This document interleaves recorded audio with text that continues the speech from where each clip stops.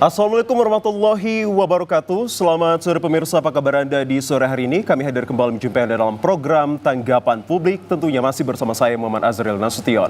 Ya pemirsa, masalah ketahanan pangan merupakan permasalahan yang krusial dan juga global yang berkontribusi terjadinya inflasi di suatu daerah atas gejolak harga komoditas tersebut. Tentu kita berbicara tentang Provinsi Sumatera Utara. Kita mengingat Provinsi Sumatera Utara ini memiliki wilayah daratnya sekitar 72 hektar dan juga luas lahan keringnya berada di 1 juta hektar serta luas persawahannya berada di 348.000 hektar. Tentu jika potensi ini digunakan dan dikelola dengan baik hingga dipadupadankan terhadap regulasi dan kebijakan pemerintah akan dapat mengatasi terjadinya isu-isu ketahanan pangan di Provinsi Sumatera Utara.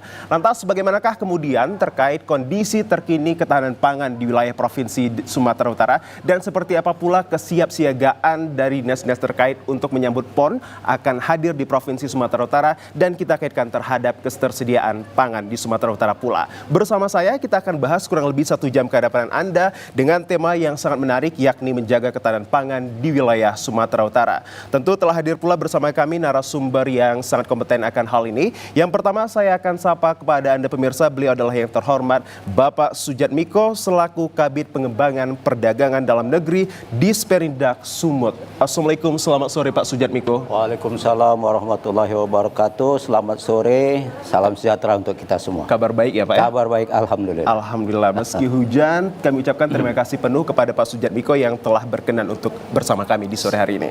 Baik, dan yang kedua pemirsa, untuk mempertanya informasi kita telah hadir pula kepada kami di Studio 2 TVRI Sumatera Utara yang kami hormati Bapak Muhammad Zuaini SP selaku Kabid Tanaman Pangan Dinas Ketahanan Pangan, Tanaman Pangan dan Hortikultura Provinsi Sumatera Utara. Assalamualaikum, selamat sore Pak.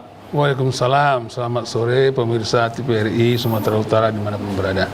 Kabar baik ya Pak? Alhamdulillah baik Pak. Alhamdulillah, kami ucapkan juga terima kasih telah hadir bersama kami di Studio 2 TVRI Sumatera Utara dalam program Tanggapan Publik Pak. Siap. Dan pemirsa, kami hadirkan pula telepon interaktif kami di 0811 6100386, sekali lagi di 0811 6100386. Kami tunggu kehadiran Anda untuk menyumbangkan perspektif dan juga kontribusi pertanyaan Anda 1 jam ke depan bersama kami di Tanggapan Publik. Baik, saya terlebih dahulu mengarah kepada Pak Sujatmiko. Kalau kita berbicara tentang ketahanan pangan di Sumatera Utara ini melibatkan sejumlah stakeholder yang akan berperan bagaimana caranya untuk menjaga kestabilannya dan terkait kondisi terkininya seperti apa pula Pak Sujatmiko. Ya, terima kasih. Tentunya ketahanan pangan di Sumatera Utara ini tidak terlepas daripada stakeholder yang ada di berperan ya di Sumatera Utara. Siapa saja itu, ya kita mulai dari hulunya sampai kepada hilirnya, ya itu saling bekerja sama. Ya, tidak ada yang bekerja sendiri-sendiri, ya sehingga bagaimana ketahanan pangan kita di Sumatera Utara bisa berdaya, ya bisa kuat. Siapa itu? Ya tentunya para petani, ya para petani termasuk hortikultura maupun jenis perladangan yang lain seperti jagung, kedelai, ya itu semua sebagai bahan pangan kita di Sumatera Utara. Nah, untuk itu kita perlu bekerja sama dan tentunya dalam hal ini kita harus lakukan bentuk realisasi daripada kerjasama itu. Seperti apa kerjasamanya? Ya kita lakukan ya monitoring ya, semua pasti melakukan gerakan itu. Apakah Dinas Pertanian, Dinas Perindak, SDM, tentunya memonitoring masing-masing daripada tusinya, tugas pokok dan fungsi masing-masingnya. Nah, bagaimana jumlah petani apakah berkurang, lahan pertanian kita apakah berkurang ya di faktor cuaca juga dimonitor. Faktor cuaca juga kita berkoordinasi dengan BMKG. Ya, semua itu kita monitoring dan apabila bahan pokok kita mengalami gangguan, maka kita juga harus berkoordinasi ke pusat ya dan kepada daerah-daerah sekitar kita ya. Beberapa daerah sudah melakukan KAD namanya, kerjasama antar daerah ya untuk saling melengkapi ya mana kekurangan daripada satu kabupaten itu akan dipasok oleh kabupaten yang surplus, ya. Sebagai contoh antara Langkat dengan Karo misalnya kan. Karo punya bawang, Karo punya cabai, ya. Langkat punya apa? Telur misalnya. Ya, sebagai pemasok telur di Karo dari Langkat, ya. Demikian juga dengan Serdang Bedage itu ada kerjasamanya juga, ya. Nah, lalu ini kita dorong terus. Bahkan dalam waktu dekat ini kita akan melakukan kerjasama antar provinsi, ya, dengan KAD-nya kita bikin misi dagang dengan Jawa Timur. Jadi Sumatera Utara dengan Jawa Timur akan melakukan misi dagang di tanggal 11 September nanti. Jadi silakan TPRI untuk meliput acara itu, ya, banyak informasi. Keuntungan ya. apa nanti yang diperoleh Pak kerjasama antar daerah yang tercipta, khususnya ke Provinsi Jawa Timur tadi? Ya, tentunya perdagangan kita, transaksi dagang kita akan meningkat dari yang tidak terjual, ya, ataupun ya tidak disenangi di daerah kabupaten provinsi Bisa Anda lain. contohkan yang tidak disenangi dalam hal apa komoditasnya kah? Ya, bisa jadi komoditasnya. Jadi semua hasil-hasil pertanian maupun hasil perkebunan, ya, dan hasil-hasil industri bahkan, itu kita coba untuk mentransaksikannya melalui apa? Kita ada asosiasi industri dan perdagangan di Sumatera Utara ini, yaitu Kadin. Ya, kita libatkan Kadin, dan tentunya semua anggota Kadin itu punya peran masing-masing, baik di sektor pertanian, sektor perdagangan, ya, industri, dan lain sebagainya.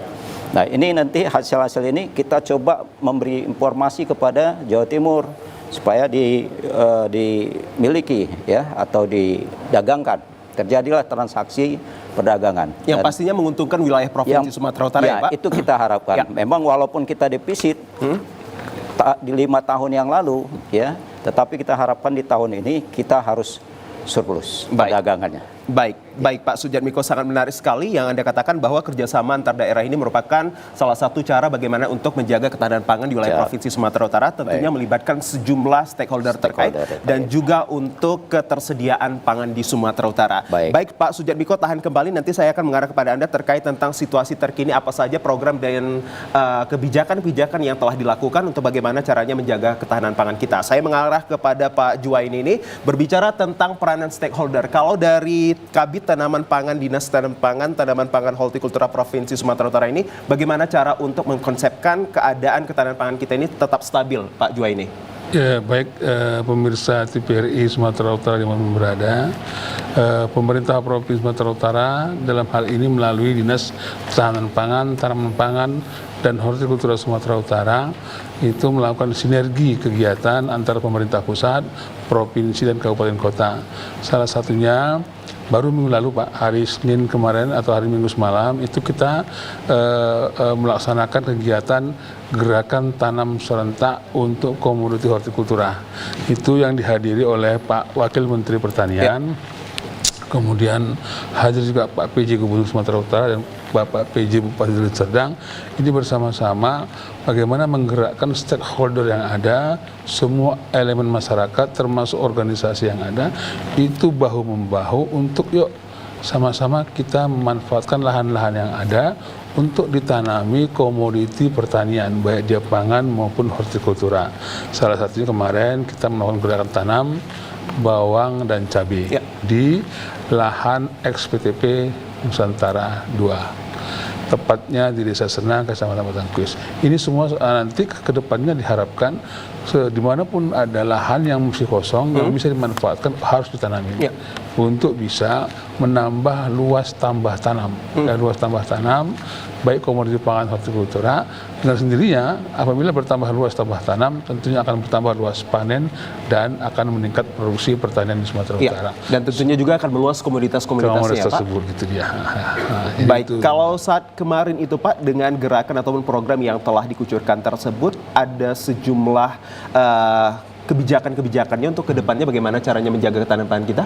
Kebijakan kedepannya itu adalah bagaimana peningkatan indeks pertanaman. Nah, jadi misalnya pada lahan-lahan sawah kita memastikan bahwa yang selama ini indeks pertanamannya itu 1, kedepannya itu harus bisa setahun 2 kali. Ya. Yang sudah 2 kali tentunya harus bisa 3 kali. Bahkan yang sudah 3 kali tanam diharapkan bisa 4 kali tanam. Tentunya ini harus dibarengi dengan fasilitas-fasilitas yang ia diperlukan untuk itu. Misalnya sarana pengairannya harus bagus di lapangan, irigasinya. Kalau dia sawah tak ada hujan, kita beri bantuan pompa untuk bisa ketersediaan airnya. Kemudian kalau di lahan rawa disiapkan juga misalnya oplah optimasi lahannya, kemudian normalisasi saluran irigasi dan lain-lain, kemudian ketersediaan benih untuk unggul bermutu bersertifikat, kemudian juga teknologi dan lain-lain, itu semua tersedia, termasuk juga pengendalian UPT-nya, sehingga bisa memberhasilkan usaha tani pertanian. Semua ini tentunya perlu dukungan dari semua pihak ya untuk bisa memberhasilkan itu, baik dari tingkat pemerintah, kemudian swasta maupun stakeholder lainnya. Ini harus saling bahu-membahu untuk bisa bagaimana Sumatera Utara itu ketahanan pangannya cukup untuk Sumatera Utara. Nah sejauh ini sampai dengan saat ini kita untuk komoditi strategis pangan itu kita bisa dikatakan sudah ada yang surplus ya. Bisa dikatakan Pak, komoditas strategi ini dalam bentuk apa saja biar masyarakat kita paham. Komoditas strategis kita misalnya beras. Beras kita ini sekarang ini produksi Sumatera Utara itu kan gabah kering panennya di angka kurang lebih 4 juta ton. Kalau dikonversikan ke beras kita sudah bisa menghasilkan kurang lebih beras 2,2 juta ton. Tentunya kebutuhan kita di angka 1,8 juta ton, tentu kita akan surplus kurang lebih di 400.000 ton.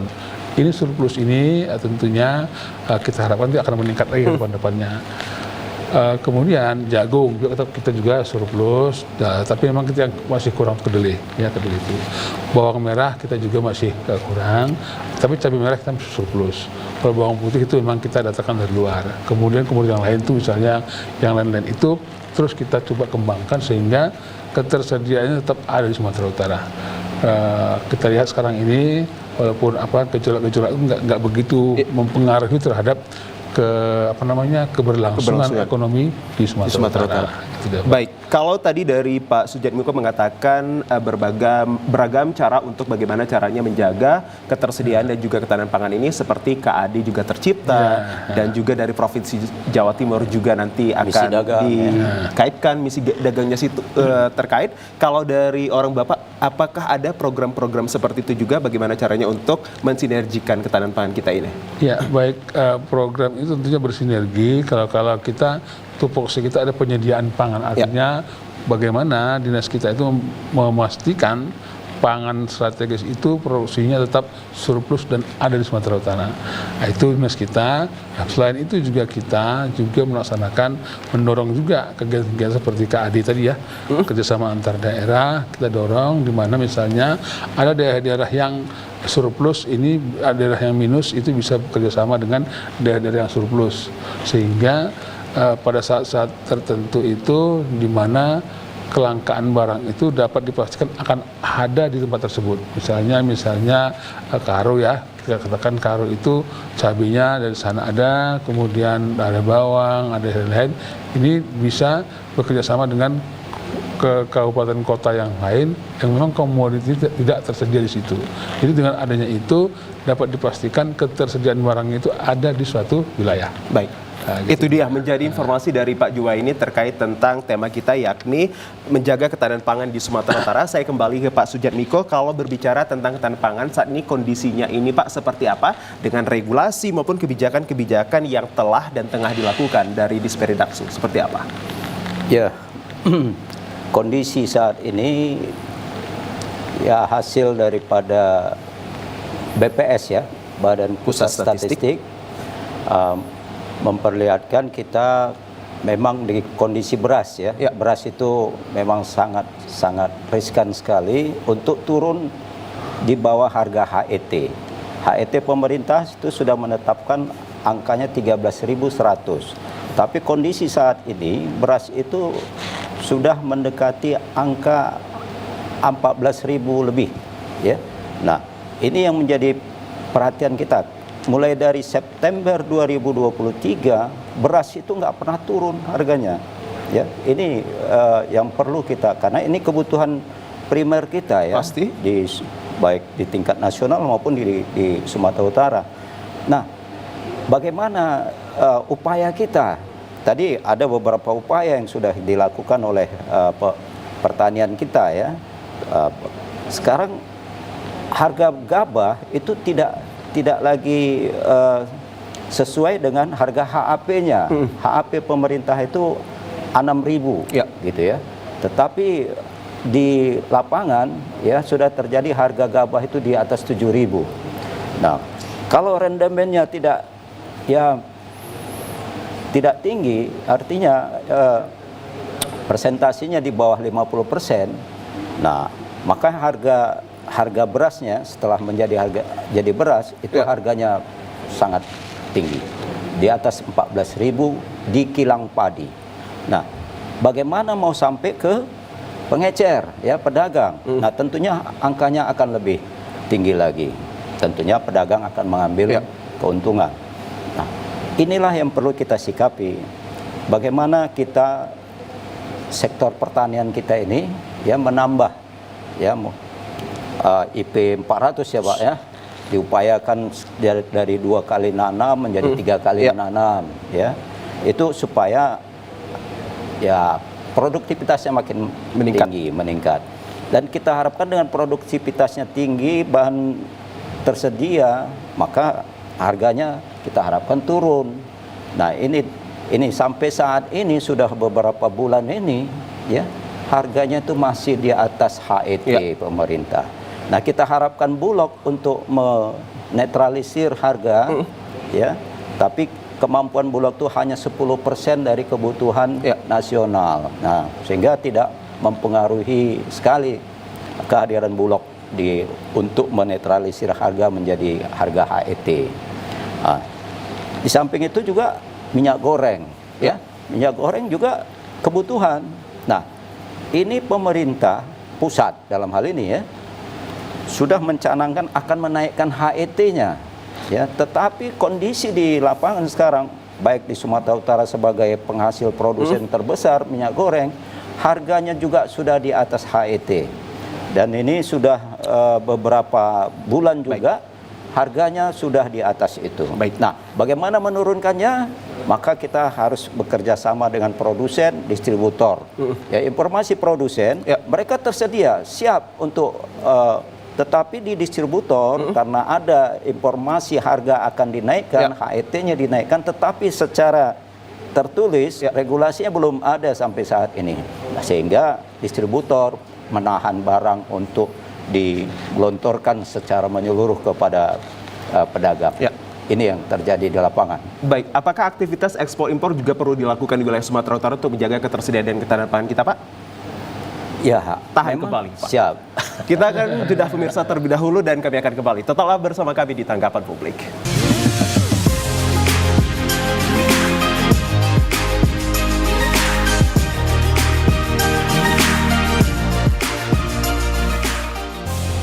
Ya, pemirsa, aktivitas ekspor dan juga impor salah satu cara bagaimana untuk meningkatkan dan juga menjaga kestabilan hingga ketahanan pangan di wilayah Provinsi Sumatera Utara. Ini benar dibutuhkan atau tidak? Saya kembali mencoba untuk mendapatkan informasinya kepada Pak Sujatmiko. Apakah ini cara yang ampuh juga, Pak, untuk menjaga kestabilan harga kita terhadap ketahanan pangan juga? Ya, ekspor impor itu sudah sejak sebelum merdeka kita sudah terjadi, ya, pelaksana ekspor impor. Kenapa ekspor? Karena kita sudah kelebihan ya terhadap bahan baku kita. Nah, terus kenapa kita impor? Karena kita nggak memiliki kebutuhan dasar kita itu seperti apa? Ya, bisa yang paling utama di sini kita di Sumatera Utara, bahkan di Indonesia nggak mampu menghasilkan bawang putih. Ya, bawang putih kita itu tidak seperti bawang putih yang dihasilkan oleh negara Cina, ya, Vietnam. Ya. Nah, tidak seperti itu dihasilkan. Artinya bawang putih kita itu tidak bisa mengembang. Bagaimana teknologi mengembang itu yang perlu Dinas Pertanian untuk mengkaji ulang, membuat kajian-kajian, analisa, ya, bahkan ya bagaimana benihnya itu diadakan. Ya. Tetapi informasinya walaupun itu disiapkan di Indonesia, di pertanian kita, petani kita masih rugi, tidak bisa bersaing dengan negara-negara luar. Kenapa? Mereka memang sudah lama ada, ya. Kita kalau mulai baru, ya kita tetap kalah di harga. Nah itu. Jadi untuk ekspor tadi sudah kita sampaikan, barang-barang kita banyak, ya, kebutuhan kita sudah terpenuhi. Ya untuk apa lagi ini kebutuhan, kita lakukan ekspor. Beras kita juga ada yang diekspor, Pak. Ya. Ya. Jadi tidak hanya komoditas lain seperti CPO, ya, minyak goreng juga. Ya, tetapi di komoditas pangan juga ada ekspornya, khususnya tadi beras-beras yang organik, misalnya, yang itu dibutuhkan oleh negara luar. Nah, untuk impor kita juga seperti yang saya sampaikan tadi, walaupun ada bahkan surplus, tetap dilakukan impor. Kenapa? Permintaan industri kita terhadap produk-produk itu harus seperti ini. Nah, kita belum mampu. Kebutuhan kita lebih dari 2 kali lipat dari jumlah penduduk yang 15 juta ini kah, Pak? Atau seperti apa lipatannya? Kebutuhan kita ini ya tidak sampailah 2 kali lipat itu, ya. Hasil dari pertanian kita maksudnya kan? Ya. Nah, tetapi kita surplus. Artinya kebutuhan kita sudah terpenuhi. Tetapi kita masih lakukan impor. Ya. Impornya itu hanya untuk kebutuhan industri, manufaktur. Nah, contoh pakan ternak. Kita belum mampu untuk memenuhi permintaan industri manufaktur pakan ternak. Para petani kita, ya, mungkin kadar airnya, mutunya lah, ya, dalam hal ini. Makanya kita harus impor. Nah, yang diberikan kuota impor itu kan hanya bulog, ya, untuk beras, jagung, ya, kedelai mungkin. Itu juga kebutuhan kita kedelai itu sangat tinggi, tetapi bukan nggak mampu kita petani kita menghasilkan kedelai, tetapi karena kualitas daripada hasil produksi pertanian kita ya kurang memenuhi, kurang bisa bersaing secara mutu. Oke, ya, ini perlu untuk kita kaji ulang terhadap bagi Pak Juwain ini bagaimana caranya untuk meningkatkan kualitas pertanian kita dan juga bagaimana upaya untuk mengedukasi masyarakat kita yang berprofesi sebagai petani untuk menjaga tanaman mereka, begitu ya, Pak? Ya, tapi secara kebutuhan sudah terpenuhi. Sudah terpenuhi. Ya, cuman ada kebutuhan khusus untuk manufaktur seperti industri tempe, tahu, ya, membutuhkan kedelai. Baik. Ya. Baik Pak Sujatmiko, kita coba beralih kepada Pak Juwaini ini berbicara tentang ketahanan pangan, otomatis kita kaitkan terhadap komoditas-komoditas yang siogianya ini menjadi unggulan bagi Provinsi Sumatera Utara. Tadi berbicara Pak Sujatmiko ada bawang putih, juga kita masih ada impor, Pak. Itu mengapa hal tersebut terjadi? Kebutuhan di Sumatera Utara ini tercukupi, tapi ada kebutuhan industri ini yang tidak tercukupi, begitu. Kenapa ini, Pak? Baik, segianya ekspor dan impor itu saling mendukungnya, artinya komoditi yang pada saat-saat tertentu itu memang surplus, tentunya akan dikirim keluar, ekspornya bisa ke antar provinsi ataupun keluar negara. Kemudian juga impor ini dibutuhkan pada saat kondisi di mana pertanian kita di Sumatera Utara itu diprediksi atau gambarkan produksinya akan menurun, makanya diperlukan import. Tentunya import ini jangan sampai bisa mempengaruhi terhadap keberlangsungan pertanian. Artinya jangan sampai nanti pada saat panen besar itu dilakukan import. Nah, ini mengganggu terhadap kestabilan harga komoditas pertanian. Tetapi kalau pada saat-saat misalnya digambarkan atau diprediksi panennya menurun, di situ dilakukan import, ini nggak masalah. Artinya memang dia memenuhi kebutuhan masyarakat. Kenapa? Di kita ini kita harus bisa memikirkan dua sisi, Pak. Dua sisi produsen dan konsumen. Nah, pada saat-saat tertentu kalau kita naiklah harga komoditas pangan itu, tentunya konsumennya akan merasa berat. Ya. Demikian juga kalau turun harga komoditi, produsennya akan merasa berat. Sehingga kita mencari harga kestabilan itu. Ya. Itu komoditi. Kemudian juga tadi sampaikan bagaimana komoditi-komoditi tertentu itu memang belum bisa kita hasilkan di Sumatera Utara, bahkan di Indonesia. Salah satunya adalah bawang putih. Memang dia membutuhkan teknologi. Bentar bilang Pak Jatmiko, ke depan butuh riset tentang ini sehingga kita bisa lebih bagaimana kita bisa menemukan teknologi sehingga kita bisa menghasilkan bawang putih. Jadi kita nggak tergantung lagi dengan negara luar sehingga harga itu bisa kita kendalikan. Nah, itu masalahnya. Baik, berbicara tentang hal ini juga berkaitan tentang dampak dari faktor cuaca juga, begitu ya Pak, terkait tentang ketahanan pangan. Kalau sejauh ini kualitas pertanian kita akan dampak faktor cuaca ini sudah bisa dikatakan membaik atau terjaga tidak untuk ketersediaan pangan kita ke depan? Baik, untuk pengaruh dampak perubahan iklim terhadap komoditi pertanian, baik dia musim dampak perubahan iklim itu akibat curah hujan, banjir dan juga keringan, kita selalu mendapatkan informasi tersebut dari BMKG. Ya, jauh sebelum itu kita mendapatkan informasi, kemudian informasi itu kita sebarkan kepada petani melalui penyuluh. Untuk kita bisa mengantisipasi ke depannya itu bagaimana. Misalnya sekarang ini diantisipasi kondisinya kan kemarau, tetapi kalau Sumatera Utara ini kan kadang-kadang kemarau pun bisa ada hujan. Nah, gitu. Setuju.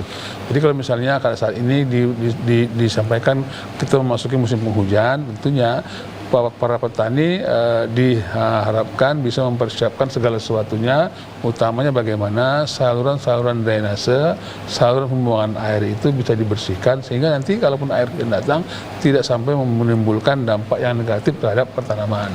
Demikian juga kalau musim kemarau, itu biasanya ada peringatan, pemberitahuan kepada kita dari BMKG sehingga kita bisa memberitahukan kepada petani bahwa kita ini di bulan sekian akan menghadapi kemarau, tentunya perlu dipersiapkan dengan pumpanisasi, penyiraman dan lain-lain. Ini semua kita sampaikan kepada petani, bahkan kita di kantor kita itu melalui penyuluh pertanian, begitu ya Pak? Penyuluh pertanian. Dan di kantor kita juga ada disiapkan juga ada alat bantuan yang bisa dipinjamkan mobile kepada petani, itu yang namanya Brigade Alsintan, jadi brigade pumpanisasi. Jadi ini bisa membantu petani pada saat tertentu membutuhkan pompa untuk pengairan di lahan pertaniannya. Gitu dia. Lalu Pak Jua, ini juga kita kaitkan masih berbicara terhadap tentang dampak cuaca ini. Apakah kuantitas dan juga kualitas dari hasil pertanian kita ini juga ikut membaik atau terganggu juga Pak akibat dampaknya ini? Sedikit banyak ada gangguan. Ada gangguan. Dan itu di sektor-sektor pertanian apa saja? Tentunya semua komoditi pertanian itu akibat dampak perubahan itu akan mengalami gangguan. Tentu gangguan tersebut dapat diminimalisir dengan teknologi yang ada, teknologi yang ada, baik teknologi pengairan, teknologi benih, pupuk dan lain-lain. Semua itu gunanya bagaimana bisa meminimalisir dampak perubahan iklim tersebut, yang nantinya diharapkan tidak sampai bisa mempengaruhi produksi dan produktivitas, ya seperti itu. Sejauh ini di Sumatera Utara itu dampak-dampak seperti itu dapat kita atasin, dan di mana setiap tahunnya itu kita tidak pernah mengalami yang namanya kegagalan panen, kerugian atau seperti itu. Itu semua merupakan antisipasi kita terhadap pertanian di lapangan. Petugas kita mulai dari penyuluh di lapangan itu selalu mendampingi petani, mengedukasi pastinya Pak. Petani, kemudian juga selain penyuluh, yang ini juga ada yang belum diketahui banyak orang ini, ada petugas kita namanya PHP Pak. Bukan pemberi harapan palsu, tetapi dia adalah pengamat hama penyakit tanaman. Jadi dia mengamati perkembangan hama penyakit, nanti dia akan memberikan rekomendasi terhadap petani bahwa di lokasi ini harus segera dilakukan pengendalian. Nah begitu Pak, semua itu tujuannya adalah bagaimana supaya pertanian yang dilaksanakan oleh petani itu bisa berhasil. Baik, dan tentunya juga itu menjadi wujud kerjasama dari stakeholder tadi yang kita bicarakan ya Pak Jua ini. Baik, saya kembali ke stakeholder lainnya, Pak Sujatmiko selaku Kabid Perindak Sumatera Utara ini. Kalau kita berbicara jauh terhadap dampak cuaca iklim ini juga bergantung dan juga berpengaruh terhadap harga ya Pak ya. Kalau untuk menjaga harga agar ketersediaan pasokan komoditas kita ini tetap stabil, Pak Sujatmiko, apa yang telah dilakukan? Tentunya kita memonitoring dulu ya. Tadi sudah kita bicara monitoring. Lalu kita lakukan sidak ya ke produsen ya maupun ke distributor dan ke pasar-pasar. Ya. Apakah ketersediaan ya bahan pokok kita ini memang ada di pasar, sehingga harga itu kalau memang ada berarti harga bisa terkendali. Ya, kalau memang barang itu tidak ada, langka atau sulit, nah itu barang harga pasti akan naik ya, secara otomatis hukum dagang ya, supply and demand. Nah, inilah yang kita lakukan. Kita lakukan dulu monitoring. Setiap hari kita sudah lakukan tuh monitoring ya. Lalu dari hasil monitoring itu kita ketahui berapa sebenarnya harga pada saat hari ini ya. Dari harga itu, apabila harga di atas HET yang sudah tidak terkendali, maka kita akan lakukan sidak pasar. Ya, kita sidak pasar, kita dengan stakeholder yang lain. Ya, kita begitu melihat kondisi harga yang sudah tidak stabil, maka kita cek lapangan apa permasalahan, dampak daripada harga yang naik itu. Apakah tadi memang tidak ada bahan bakunya, bahan pokoknya, atau ada hambatan lah, ada pengaruh luar, termasuk penimbunan dan lain sebagainya. Ya, ini akan pasti mempengaruhi harga di pasar. Nah, supaya jangan terjadi itu kita lakukan sidaknya ya terhadap tadi produsen, distributor, ya ke gudang-gudang, lalu kita cek lagi ke pasar. Ini yang kita lakukan bersama-sama dengan TPID namanya, Tim Pengendali Inflasi Daerah. Jadi dengan kita ketahui kondisi itu, apabila itu masih terjadi juga, kita lakukan operasi pasar.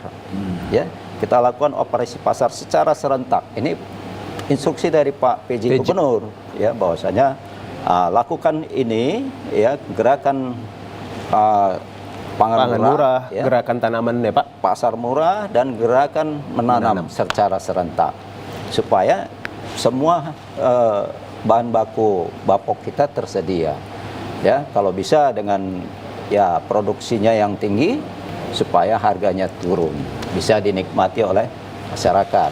Nah, apabila tidak juga, ada poin terakhir itu gunakan dana BTT untuk melakukan intervensi pasar ya, sehingga lakukan subsidi terhadap harga-harga yang tidak terkendali tadi, sehingga harga menjadi stabil. Demikian. Sejauh ini Pak Sujatmiko, dengan hadirnya gerakan tanam ataupun gerakan menanam hingga gerakan pasar murah tadi ini, sudah menyasar ke berbagai daerah kah Pak, atau masih di pusat-pusat kota besar aja? Nah, kalau dibilang kota besar, pada umumnya kita ini kan ada 8 kota IHK sekarang ya. Walaupun 3 di kabupaten, ya 5 di kota-kota yang ditetapkan oleh BPS. Setuju. Nah, itu semua sudah kita lakukan gerakan pangan murah, ya, gerakan pasar murah secara serentak. Kita umumkan, kita melalui surat edaran ke kabupaten kota untuk melakukan hal yang sama di tanggal yang sama, ya, itu secara serentak. Dan kita harus sudah lihat ya hasil daripada gerakan-gerakan itu, ya, gerakan menanam, gerakan pangan murah, ya, inflasi kita sampai sekarang ini terjadi penurunan. Sudah tidak berada di 10 provinsi terburuk kembali ya Pak ya? Iya benar. Itu kita apresiasi lah terhadap pemerintah Provinsi Sumatera Utara, baik provinsi maupun kabupaten kota, dalam hal pengendalian inflasi di Sumatera Utara. Baik Pak Sujatmiko, dan tadi juga disusul dengan paradigma ataupun perspektif dari Pak Joa ini. Dan pemirsa, pastinya tentu selebrasi Pilkada serentak tahun 2024 dan juga nanti di tanggal 8 hingga 20 September 2024 akan hadirnya PON ke-21 2024 tentu akan berpengaruh terhadap ketersediaan dan juga ketahanan pangan. Atas bagaimanakah kedua stakeholder terkait ini untuk menjaganya, kita akan hadirkan usai jeda pariwara berikut ini. Tetaplah bersama kami di Tanggapan Publik.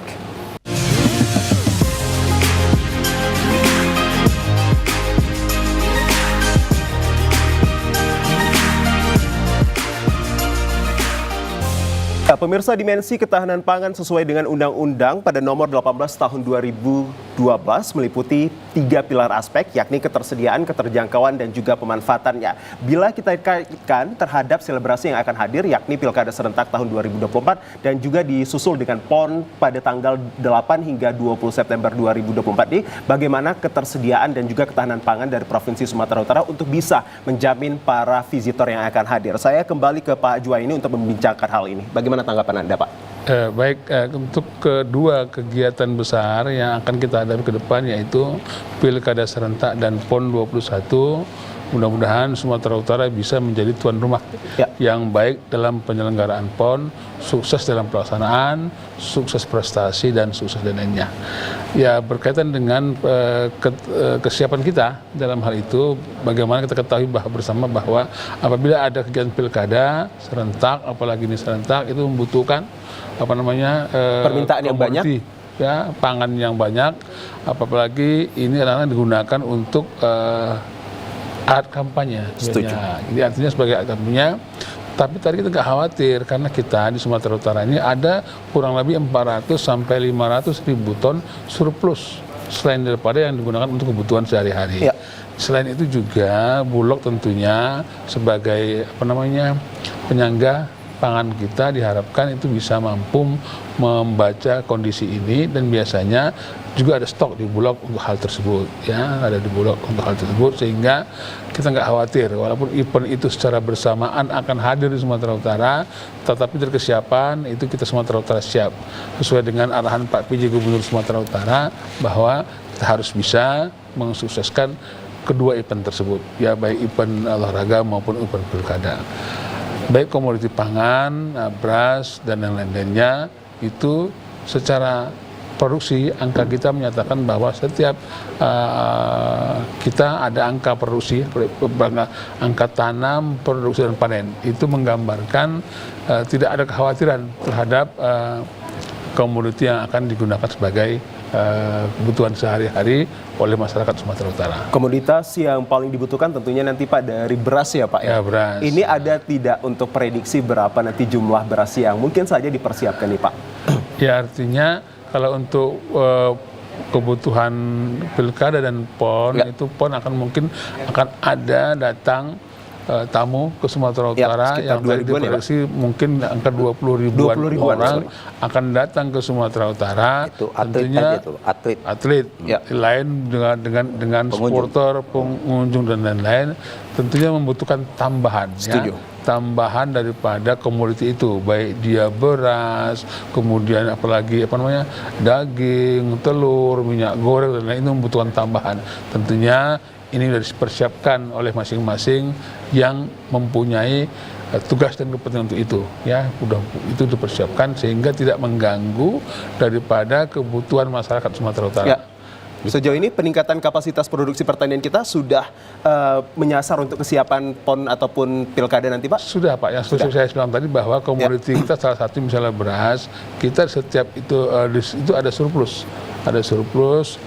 produksi. Yang total surplusnya itu per tahunnya itu bisa mencapai 400 sampai 500 ribu ton. Tentu rata-rata mungkin di angka 50 ribu ton per bulan. Ini ada surplus sehingga kita nggak khawatir akan kebutuhan untuk peserta PON tersebut. Baru, Pak, selanjutnya juga ini menjadi pertanyaan dari masyarakat, apakah nanti pada selebrasi PON dan juga pilkada ini dari pihaknya orang Bapak ini untuk katakanlah impor juga atau melakukan cadangan-cadangan pasokan? Tentunya kita sudah membaca itu, ketersediaan stok yang ada itu adalah di Bulog. Ya. Bulog sudah mempersiapkan stok yang ada, dan suatu saat tertentu di mana itu akan dikeluarkan. Misalnya pada saat harga melambung tinggi, itu akan dilaksanakan operasi pasar oleh Bulog. Apalagi sekarang ini mempersiapkan untuk kebutuhan PON dan lain-lain. Tentunya ada stok yang tersedia di Bulog. Ya, kalau itu Bulog, kemudian juga ada stok yang tersedia di kilang padi di penggilingan dan juga mungkin ada di pasar-pasar. Baik, artinya pihak dari Bapak sukses untuk menyelenggarakan nanti PON juga terlibat dan juga begitu pada pilkada ya Pak, Pilkada, dari pihak pertaniannya juga ya.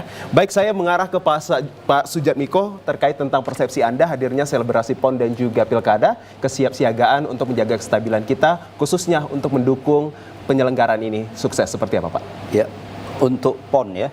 Jadi nantinya pasti ada event-event UKM ya. Mereka akan mengadakan bazar dan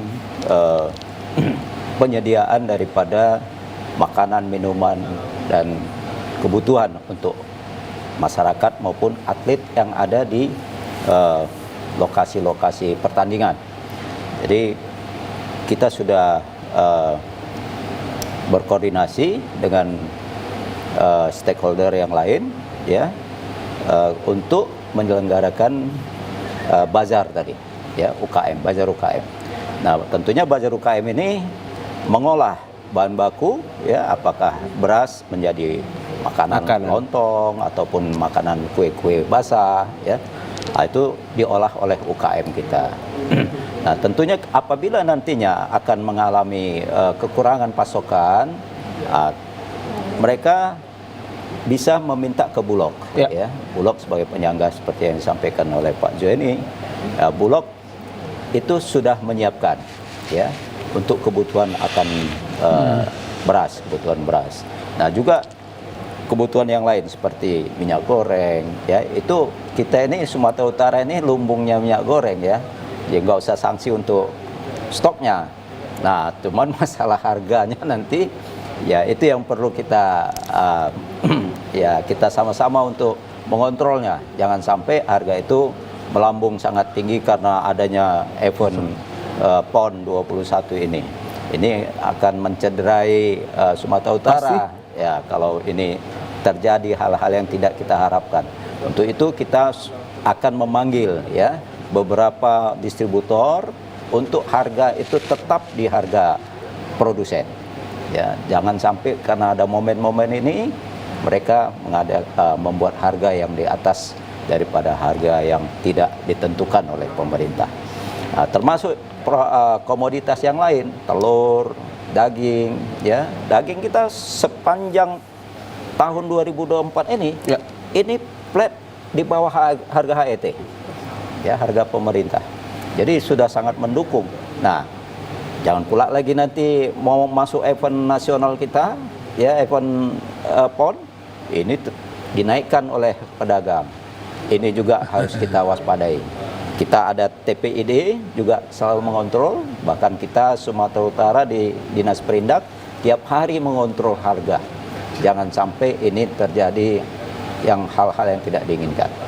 Nah, memang pada saat event nanti, siapa penyedia dari daging, siapa penyedia ini memang belum ada. Belum ada sampai saat ini untuk belum dibicarakan. ada untuk kita kumpulkan siapa kecuali beras tadi.